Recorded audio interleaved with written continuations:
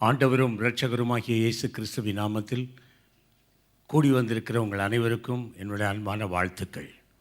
உயிர்த்தெழுந்த இயேசுவின் நாமத்தில் மகிழ்ச்சியான, எழுச்சியான, வெற்றி கலந்த ஈஸ்டர் நல்வாழ்த்துக்களை தெரிவித்துக் கொள்கிறேன். ஹல்லேலூயா, ஹல்லேலூயா. கடந்த 16 ஆண்டு காலமாக இடையிடையே நான் இங்கே வந்து இந்த சபையில் ஊழியம் செய்யும்படியாக தேவன் வாய்ப்பை கொடுத்து கொண்டே இருக்கின்றார். அநேக பழைய முகங்களை இடையிடையே பார்ப்பதில் மிகுந்த மகிழ்ச்சி. கர்த்தருக்கு ஸ்தோத்திரம். அநேக புதிய மக்கள், அறிமுகமில்லாத ஏராளமான மக்களும் உண்டு. ஹல்லேலூயா, கர்த்தருக்கு ஸ்தோத்திரம். இந்த நாளில் இவ்விதமாக உங்கள் மத்தியில் ஊழியம் செய்வதற்கு வாய்ப்பை அளித்த பாஸ்டர் இமானுவேல் அவர்களுக்கும் தலைமைத்துவ குழுவினருக்கும் சபையாருக்கும் என்னுடைய நன்றியை தெரிவித்துக் கொள்கின்றேன். ஹல்லேலூயா, ஸ்தோத்திரம். தேவன் கிருபையாக இந்திய தேசத்தில் மிஷனரி பணியிலே பயன்படுத்தி கொண்டு வருகின்றார். இப்பொழுது 6 மாநிலங்களிலே நாங்கள் ஊழியம் செய்து கொண்டு இருக்கின்றோம். ஆண்டவர் 72ஆம் ஆண்டில் இந்திய தேசத்தின் எழுப்புதலை குறித்து ஒரு வெளிப்பாடு கொடுத்த பொழுது, இந்திய தேசத்தில் எழுப்புதல் நடைபெறக்கூடியதான அந்த பாதையை ஆண்டவர் காண்பித்தார்.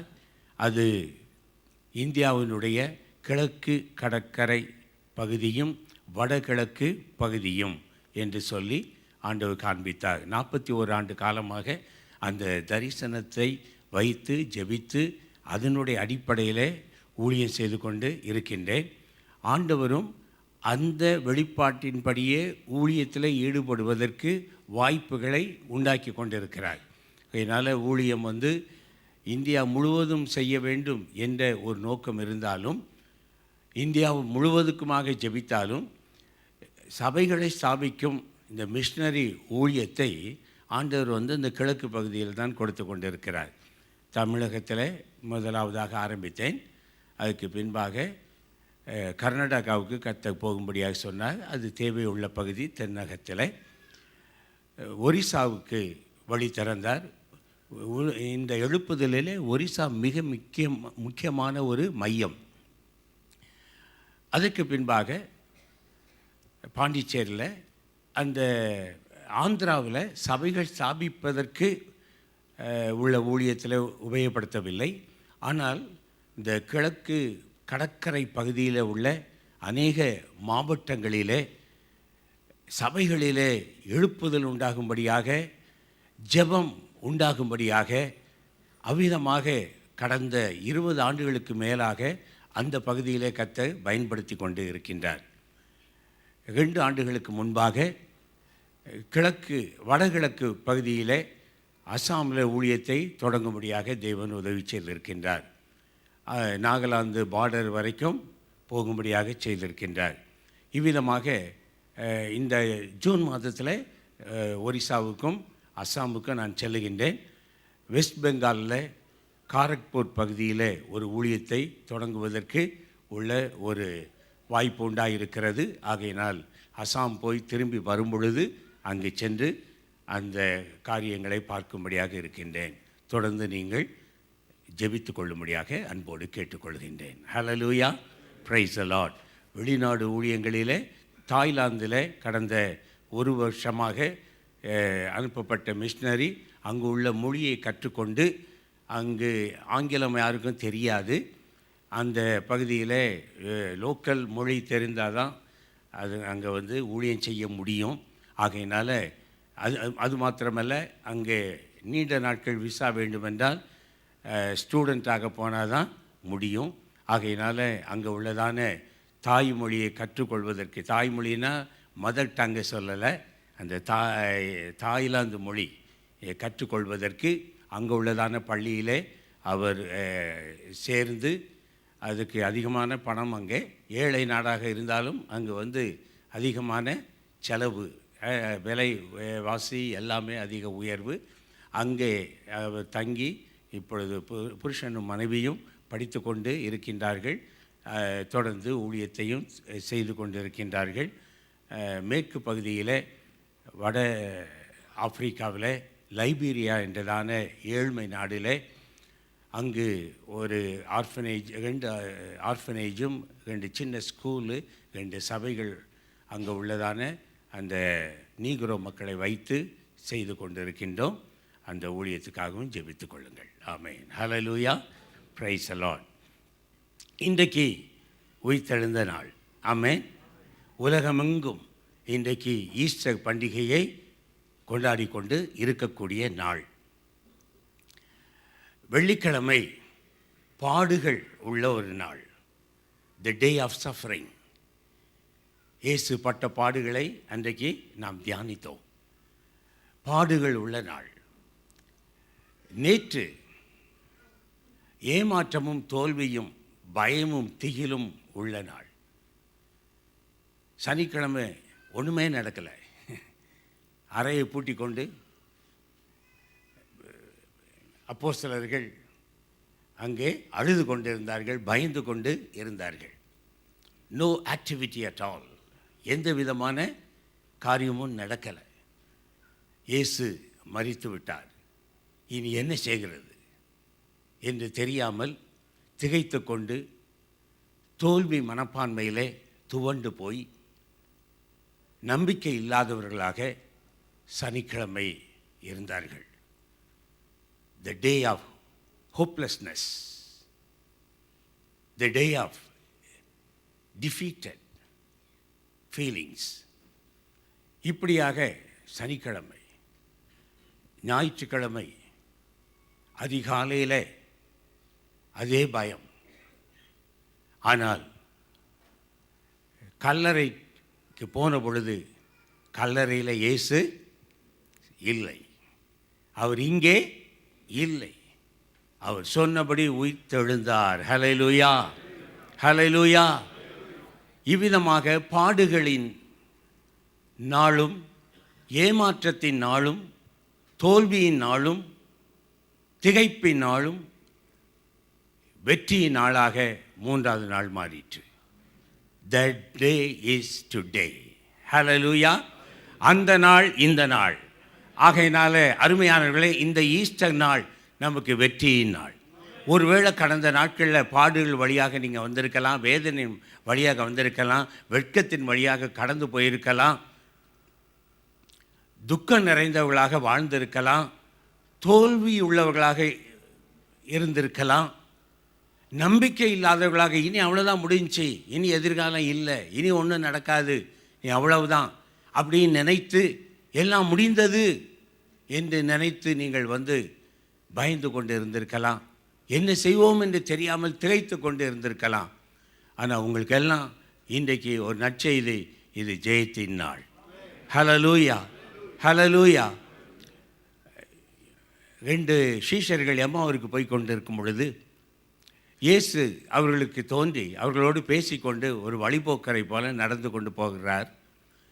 லூக்கா 24ஆம் அதிகாரம் முழுவதும் வாசித்து பார்த்தா அங்கே அவர்கள் இயேசுவினிடத்தில் கேட்டுக்கொண்டு சொல்லி கொண்டு போகிறார்கள். நீ வந்து வெளியூருக்காரரா, இங்கே நடந்தது தெரியாதா? இயேசுநாதர்னு ஒருத்தர் இருந்தார், அவரெல்லாம் நம்பி அவர் ரட்சிப்பாக நினச்சி நாங்கள் வந்து நம்பி இருந்தோம். ஆனால் அவரை வந்து யூதர்கள் கொலை செஞ்சிட்டாங்க. அவர் அடக்கம் பண்ணப்பட்டு இன்றைக்கு 3வது நாள் அப்படின்னு இயேசுநாதர்கிட்டே சொல்லிகிட்டு இருக்கிறாங்க. அதில் என்னென்னா, அவர் வந்து ரட்சிப்பாகன்னு நாங்கள் நம்பி இருந்தோம், ஆனால் அவரை கொலை செஞ்சிட்டாங்க, அடக்கம் பண்ணி 3வது நாள். அப்படின்னா என்ன அர்த்தம்? எங்கள் நம்பிக்கையெல்லாம் வீணாக போச்சு, இனி என்ன செய்வோன்னு தெரியலை, அடக்கம் பண்ணி 3வது நாள் ஆயிட்டுது. ஆண்டவருடைய சரீரத்தை காணணுன்னு மரியாள் வந்து அழுது கொண்டிருந்தாள் என்று அங்கே பார்க்குறோம். சீஷர்கள் அழுது கொண்டு இருக்கிறாங்க. ஆனால் அவர்களுடைய அழுகையெல்லாம் களிப்பாய் மாறிவிட்டது. ஹல்லேலூயா. துக்கமெல்லாம் சந்தோஷமாய் மாறிவிட்டது. தோல்வியெல்லாம் வெற்றியாய் மாறிவிட்டது. மரணத்தை வென்றவர் உயிர்த்து எழுந்தார். பாதாளத்தை ஜெயித்தவர் ஜெயித்து எழுந்தார். ஹல்லேலூயா. அந்த நாள் தான் இந்த நாள். ஆகையினால அருமையானவர்களே, உங்களுடைய துக்க நாட்கள் முடிந்து விட்டது. ஆமென். வெற்றி நாட்கள் உண்டாகிவிட்டது. மகிழ்ச்சி நாட்கள் வந்து விட்டது. ஆமென். ஆகையினால் மகிழ்ச்சியோடு கூட இந்த நாளை நீங்கள் கொண்டாடுங்கள். மத்தேயு எழுதின சுவிசேஷம் 28ஆம் அதிகாரம் 6வது வசனம். அதே வசனம், அவர் இங்கே இல்லை, தாம் சொன்னபடியே உயிர்த்தெழுந்தார். கர்த்தரை வைத்த இடத்தை வந்து பாருங்கள். அவர் இங்கே இல்லை, அவர் சொன்னபடியே உயிர்த்தெழுந்தார். இதே வசனம் மார்க் 16:6 இருக்கிறது, லூக்கா 24:6 இருக்கிறது. இயேசு வைத்த இடத்திலே அவர் இல்லை. கல்லறையிலே அவரை வைத்து கல்லினாலே மூடி சீலும் வைத்து விட்டார்கள். ஆனால் இப்பொழுது 3வது நாள் பார்த்தால் இயேசு அங்கே இல்லை, வைத்த இடத்துல இயேசு இல்லை. அப்பொழுது தூதன் அங்கே வந்து சொல்லுகிறார், அவர் உயிர்த்தெழுந்தார். ஹல்லேலூயா! சரித்திரத்திலே நடந்த மிக முக்கியமான ஒரு நிகழ்ச்சி இது. ஹல்லேலூயா! அதுக்கு முன்பாக இப்படி நடந்தது இல்லை, பின்பாகவும் நடந்தது இல்லை, இனி நடக்க போகிறது. ஆமென். ஹல்லேலூயா! இயேசு கிறிஸ்து இந்த உலகத்திற்கு மனிதனாக வந்தார்.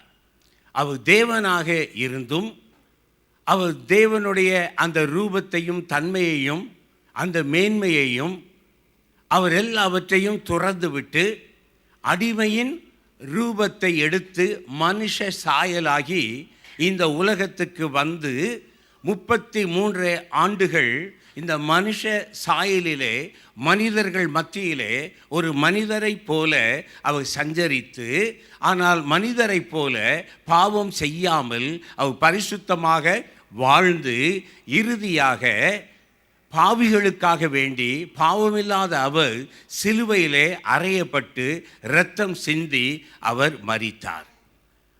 மரித்த அவர் அடக்கம் பண்ணப்பட்டார். 3வது நாளிலே அவர் உயிரோடு எழுந்தார். ஹல்லேலூயா! 40 நாட்கள் இந்த உலகத்திலே தம்மை உயிர் உள்ளவராக அவர் காண்பித்து அநேகருக்கு தரிசனமாகி 40வது நாள் பரமேறி போறார்.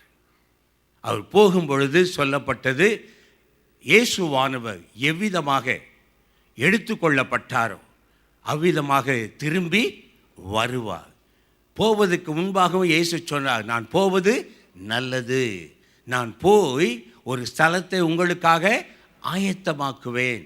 ஆயத்தமாக்கின பின்பு நான் இருக்கும் இடத்தில் நீங்கள் இருக்கும்படி உங்களை அழைத்து கொண்டு போக திரும்ப நான் வருவேன் என்று சொன்னார். இதுதான் சுவிசேஷம். ஹல்லேலூயா! இந்த இயேசு கிறிஸ்துவை யார் விசுவாசிக்கிறார்களோ, நான் ஒரு பாவி, என் பாவத்திற்காக இயேசு கிறிஸ்து மரித்து அவர் அடக்கம் பண்ணப்பட்டு 3ஆம் நாள் உயிரோட எழுந்தார் என்று சொல்லி விசுவாசிக்கிறார்களோ, அந்த விசுவாசம் அவர்களுக்கு பாவ பரிகாரத்தை உண்டாக்கும், பாவ விமோச்சனத்தை உண்டாக்கும். அவர்கள் பாவங்கள் மன்னிக்கப்பட்டு அவர்கள் நீதிமான்களாக மாறுவார்கள். ஹல்லேலூயா! தேவ பிள்ளைகளாக ஆவார்கள். ஆகையால் அருமையானவர்களே, இந்த நல்ல நாளிலே இந்த இயேசு கிறிஸ்துவை இதுவரைக்கும் உங்கள் சொந்த இரட்சகராக, நீங்கள் ஒரு பாவி என்றும் உங்கள் பாவத்திற்காக இயேசு சிலுவையிலே மரித்தார் என்றும் இதுவரைக்கும் நீங்கள் விசுவாசிக்காமல் இருந்தால், இந்த அதிகாலை வேளையிலே இந்த உயிர்த்தெழுந்த நாளிலே உங்களுடைய இருதயத்தை திறந்து இயேசுநாதருக்கு நீங்கள் ஒப்பு கொடுங்கள். ஹல்லேலூயா! இயேசு உங்களுக்காக மரித்தார் என்ற அந்த உண்மையை நீங்கள் ஏற்றுக்கொண்டு அந்த விசுவாசத்தினாலே உண்டாகும் ரட்சிப்பை பெற்றுக்கொண்டு தேவ பிள்ளைகளாக மாறுங்கள். உயிர்த்தெழுந்த இயேசுவினுடைய வல்லமை உங்களுடைய வாழ்க்கையில் வெளிப்படும். நீங்கள் அனுதினமும் அதை அனுபவிக்க முடியும். ஹல்லேலூயா! இவ்விதமாக இயேசு உயிர்த்தெழுந்தார் என்பது கிறிஸ்தவர்களுக்கு உள்ளதான ஒரு மகிமையான நம்பிக்கை. ஹல்லேலூயா! நம்முடைய சுவிசேஷம் அது அர்த்தமுள்ளதாகவும் ஆதாரம் உள்ளதாகவும் இருப்பதற்கு காரணம் இயேசு உயிர்த்தெழுந்ததினாலே. நம்முடைய விசுவாசம் அது வீணான விசுவாசமாய் போகாதபடிக்கு அது பலனுள்ளதாக இருப்பதற்கு காரணம் இயேசு கிறிஸ்துனுடைய உயிர்த்தெழுதல். இயேசு கிறிஸ்து உயிர்த்தெழாமல் இருந்திருந்தால் நம்முடைய விசுவாசம் விருதா, பிரசங்கமும் விருதா, எல்லாம் விருதா. ஆனால் ஒன்றுமே விருதாவாக இல்லாமல் எல்லாமே விளைவை உண்டு பண்ணக்கூடிய, பலனை உண்டு பண்ணக்கூடிய, நன்மையை கொடுக்கக்கூடியதாக இருப்பதற்கு ஒரே காரணம் இயேசு கிறிஸ்துவினுடைய உயிர்த்தெழுதல். ஹல்லேலூயா. ஆகையினால இந்த உயிர்த்தெழுதல் என்பது கிறிஸ்தவ அந்த உண்மைகளிலே மிக மிக மேன்மையான, முக்கியமான, அஸ்திபாரமான ஒரு உண்மையாகும். ஆகையினால் இந்த நாளிலே அந்த உண்மையை நினைக்கும்படியாக ஆண்டவர் நமக்கு ஒரு வாய்ப்பை கொடுத்திருக்கின்றார். அருமையானவர்களே, இயேசு உயிர்த்தெழுவார் என்பதை தாவீது ராஜா ஏற்கனவே சொல்லியிருக்கிறார். சங்கீதம் 16:10 சங்கீதம் 16:10 என் ஆத்துமாவை பாதாளத்தில் விடீர், உம்முடைய பரிசுத்தவானை அழிவை காணவிட்டீர். தாவீது சொன்ன வார்த்தை, என் ஆத்துமாவை பாதாளத்தில் விடீர், அழிவை காண ஒட்டீர். ஆனால் தாவீதினுடைய ஆத்துமா பாதாளத்தில் இறங்கினது, அவனுடைய சரீரம் அழிந்து போய்விட்டது. ஆனால் தாவீது தன்னை குறித்து சொல்லாமல் வரக்கூடிய இயேசுவை குறித்து அவர் சொல்லி, இயேசுவின் உயிர்த்தெழுதலை குறித்து அவர் சொன்னார். ஆகையால் இயேசு உயிர்த்தெழுந்தது தீர்க்க தரிசனத்தினுடைய நிறைவேறுதல்.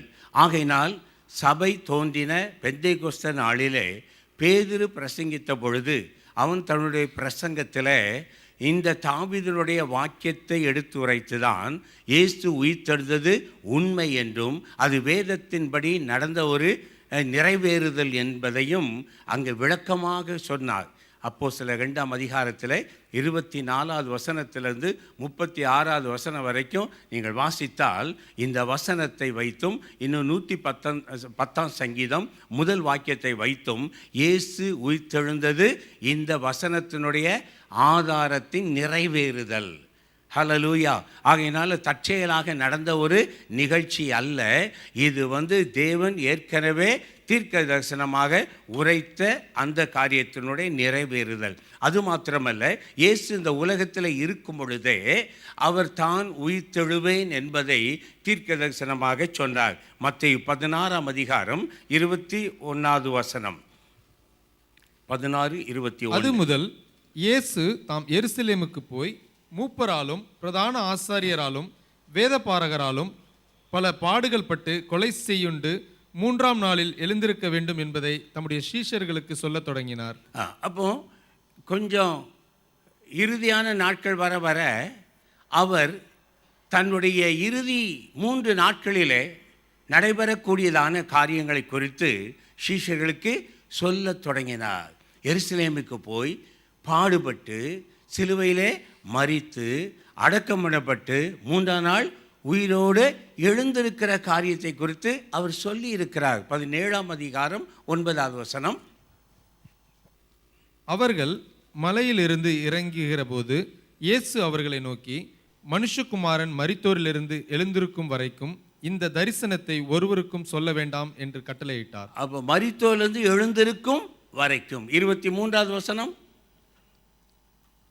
அவர்கள் அவரை கொலை செய்வார்கள், ஆகிலும் 3ஆம் நாளிலே உயிர்த்தெழுந்திருப்பார் என்றார். அவர்கள் மிகுந்த துக்கமடைந்தார்கள். அவர்கள் கொலை செய்வார்கள், 3ஆம் நாள் அவர் உயிரோட எழுந்திருப்பார் என்று இயேசு சொன்னார். ஆமென், ஹல்லேலூயா. இவ்விதமாக அருமையானவர்களே, இன்னும் 20ஆம் அதிகாரம் 18லையும் 19வது வசனத்திலையும் சொல்லியிருக்கிறது. 26ஆம் அதிகாரம் 32வது வசனத்திலையும் சொல்லப்பட்டிருக்கிறது. இன்னும் மார்க்கு சுவிசேஷம், லூக்கா, யோவான், இதில் எல்லாம் இயேசு தன்னுடைய உயிர்த்தெழுதலை குறித்து சொல்லியிருக்கிறார். ஆகையினால இயேசு சொன்ன வார்த்தைகளுடைய நிறைவேறுதல், தீர்க்க தரிசனத்தின் நிறைவேறுதல். மரித்து அடக்கம் பண்ணப்பட்டு 3ஆம் நாள் தானாக உயிர்த்தெழுவது என்பது ஒரு சாதாரண காரியம் அல்ல. It is a miracle. சாதாரணமாக நியமத்தின்படி நடைபெறக்கூடிய காரியம் அற்புதம் கிடையாது. ஆனால் சாதாரணமான விதிகளுக்கு மீறி இயற்கை விதிகளினால விவரித்து சொல்ல முடியாத காரியங்கள் நடப்பது எனது அற்புதம். ஹல்லேலூயா. ஆகையினால் இயேசுவின் உயிர்த்தெழுதல் ஒரு அற்புதம். அது தேவனுடைய கிறிஸ்துவனுடைய வார்த்தையின் நிறைவேறுதல். ஆகையால் அருமையானவர்களே, உங்கள் வாழ்க்கையில் ஆண்டவர் சொன்ன வார்த்தைகள் அது நிறைவேற முடியாத ஒரு சூழ்நிலையில் இருந்தாலும் நீங்கள் விசுவாசித்தால் ஆண்டவர் அந்த வார்த்தைகளை நிறைவேற்றுவார். ஹல்லேலூயா. அவருடைய வார்த்தையை நிறைவேற்றுவதற்கு அவர் அற்புதம் செய்கிறவர். ஆமென். ஹல்லேலூயா. ஆகையினால இந்த உயிர்த்தெழுந்த நாளிலே, ஈஸ்டர் நாளிலே தேவனுடைய வார்த்தை நிறைவேறும் என்று நீங்கள் விசுவாசியுங்கள். ஹல்லேலூயா.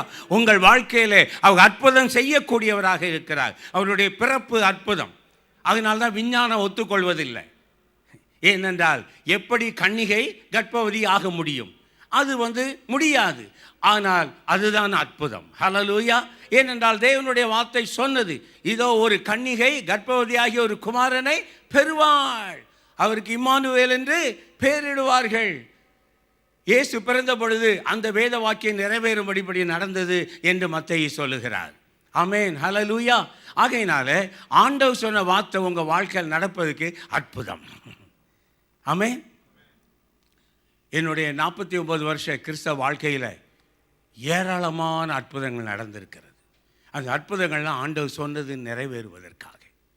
ஹல்லேலூயா. ஆகையினால் அருமையானவர்களே, ஆண்டவர் உங்கள் வாழ்க்கையில் சொன்ன வார்த்தைகளை நிறைவேற்றுவார். ஏனென்றால் நடக்காத ஒரு காரியம் ஆனால் நடக்கும் என்று இயேசு சொல்லியிருக்கும் பொழுது அது நடந்து விட்டது. அதுதான் அற்புதம். ஆமென். ஆண்டவரை எங்கே தேடினாங்கன்னா மரித்தோர் மத்தியில், கல்லறை தோட்டத்தில் போய் தேடினாங்க. மகதலேனா மரியாளும் கூட உள்ளவங்களும். உயிர்த்தெழுந்த இயேசுவை தரிசிக்கணும்னு போகலை, சடலத்துக்கு போய் வாசனை பொருட்களை வைக்கணும் அப்படின்னு போனாங்க. ஆனால் அங்கே இயேசு இல்லை. அப்போ தூதன் என்ன சொல்கிறாரு? மரித்தவர்கள் மத்தியில் ஜீவனுள்ள தேவனை தேடுவது என்ன? அப்போ மரித்தவர்கள் மத்தியில் அவர் இல்லை. இன்றைக்கு அநேகர் இயேசுவை எங்கே தேடணும்னு தெரியாமல் இருக்கிறாங்க. மரித்தவர்கள் பாவத்தில் இருக்கக்கூடிய மக்கள் மத்தியில் இயேசு கண்டுகொள்ள முடியாது. ஜீவன் உள்ளவங்க மத்தியில் தான் அவர் இருக்கிறவர். அவர் உயிர்த்தெழுந்தார். ஹல்லேலூயா. Praise the Lord. ஆகையினால் அருமையானவர்களே, அவரை கண்டடையத்தக்க சமயத்தில் தேடணும், கண்டடையத்தக்க இடத்துல தேடணும். அப்போ தான் இயேசுவை காண முடியும். ஹல்லேலூயா. எபேசியர் 2ஆம் அதிகாரம் 1வது வசனத்தில் என்ன சொல்லியிருக்கிறது? அக்கிரமங்களினாலும் பாவங்களினாலும் மரித்து கிடந்த உங்களை கிறிஸ்து உயிர்ப்பித்தார். அப்போ இங்கே அக்கிரமத்தினாலும் பாவத்திலையும் வாழக்கூடிய வாழ்க்கை செத்த வாழ்க்கை, மரித்தவர்கள். அப்போ அவர்கள் மத்தியில் இயேசு இல்லை. சபையாக இருக்கலாம், ஆனால் ரட்சிக்கப்படாமல் பாவ மன்னிப்பு பெறாமல் பாவத்தில் வாழக்கூடியவர்களாக அவர்கள் கிறிஸ்தவர்களாக இருந்தாலும் அவர்கள் மத்தியில் இயேசு இருப்பது இல்லை. ஆனால் இயேசு இருப்பது ஜீவன் உள்ளவர்கள் மத்தியில் தான். ஹல்லேலூயா. ஆகையினால் மரித்தவர்கள் மத்தியில் இயேசு இல்லை, ஜீவன் உள்ளவர்கள் மத்தியில் தான் இயேசு இருக்கிறார். ஆகையினால் ஜீவனுள்ள மக்கள் மத்தியில் இருக்கக்கூடிய சபையில் தான் இயேசுவை என்ன செய்ய முடியும்? நம்ம காண முடியும், அனுபவிக்க முடியும். கர்த்தருடைய நாமத்துக்கு ஸ்தோத்திரம். இந்த உயிர்த்தெழுந்த நாளிலே இயேசுவுக்கு என்ன நடந்தது? இப்போது வெள்ளிக்கிழமை சிலுவையிலே அவர் மரித்தார். மரித்த பிறகு அடக்கம் பண்ணப்பட்டது நமக்கு தெரியும். 3ஆம் நாள் உயிரோடு எழுந்தார். இதுக்கு இடையில் என்ன நடந்தது? அது வேதத்தில் எழுதப்பட்டிருக்கு, நமக்கு கொஞ்சம் பேருக்கு தெரியும். வாசிக்கலாம். 1 பேதுரு 3ஆம் அதிகாரம் 18, 19.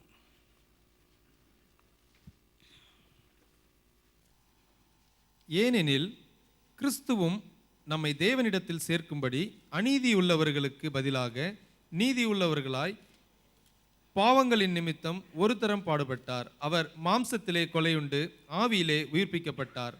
அந்த ஆவியிலே அவர் போய் காவலில் உள்ள ஆவிகளுக்கு பிரசங்கித்தார்.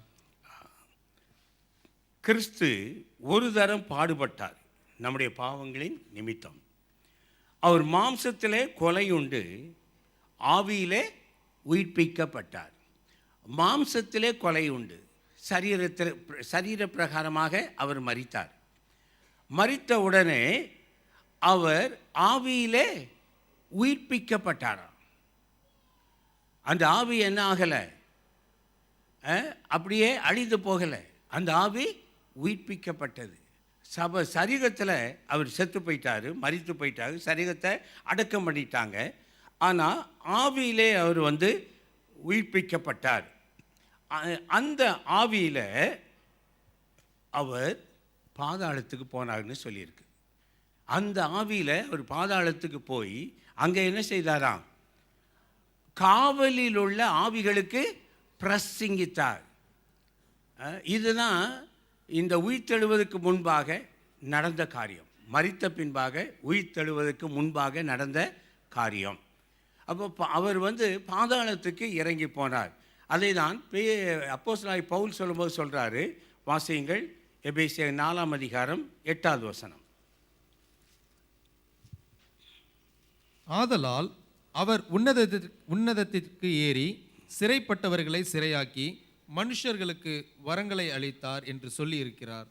அதுக்கு ஏறினார் என்பதினாலே அவர் அதற்கு முன்னே பூமியின் தாழ்விடங்களில் இறங்கினார் என்று விளங்குகிறதல்லவா. அப்போ ஏறினார் என்று சொல்லும் பொழுது பூமியின் தாழ்விடங்களிலே அவர் இறங்கினார் என்று விளங்குகிறது. அப்போ ஆண்டவர் மரித்த பின்பாக ஆவியிலே உயிர்ப்பிக்கப்பட்டவராக அவர் பூமியின் தாழ்விடங்களிலே இறங்கினார். இந்த பூமியின் தாழ்விடங்கள் என்று சொல்லும் பொழுது அங்கு 3 விதமான இடங்கள் அவருடைய அந்த உயிர்த்தெழுவதற்கு முன்பாக இருந்ததாம். அது ஒன்று அது ஷியோல் என்று சொல்லக்கூடியதான பாதாளத்தினுடைய அந்த மேல் நிலை, அதாவது